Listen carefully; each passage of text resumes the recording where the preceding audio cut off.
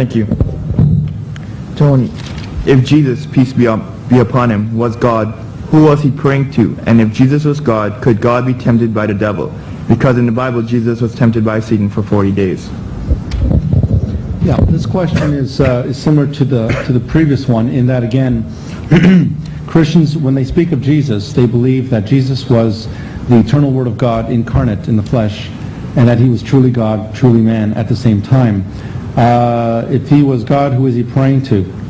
As a man, Jesus lived, he got hungry, he got thirsty, he felt pain, he mourned, he cried, he got tired, and as a man he also prayed.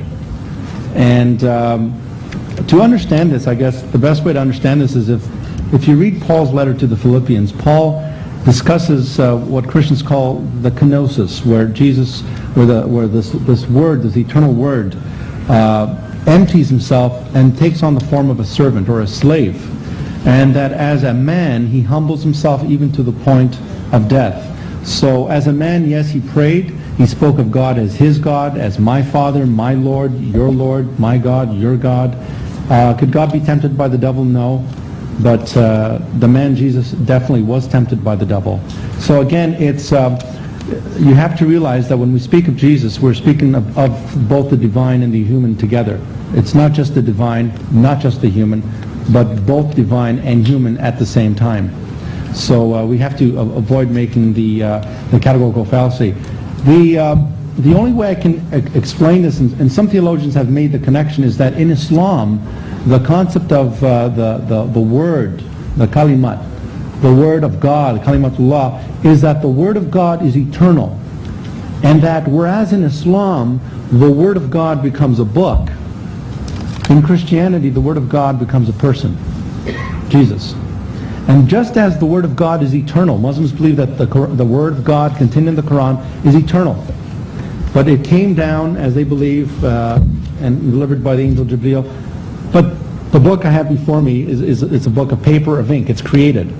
But the words therein, Muslims believe to be eternal. So in the same way with Jesus, he is the eternal word of God, and he became flesh. He became limited in his humanity.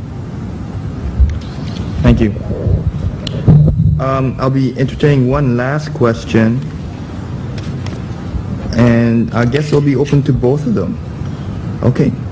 This will basically be a response from each speaker. Why did both speakers ignore the independent historical accounts, like that the whole idea of the Trinity, divinity of Jesus, was invented by Roman pagans? Christian rationalist thinkers like John Locke, Isaac Newton, and others had outlined this. Why was this overlooked? I will pass it on to... Well, the subject matter tonight is what we needed to focus on carefully and not to lose sight of. The subject matter, for example, was not whether the Quran is accurate or not. Remember, the question is the image of Jesus in Christianity and Islam. Which is the historical truth here? Which is the true historical Jesus?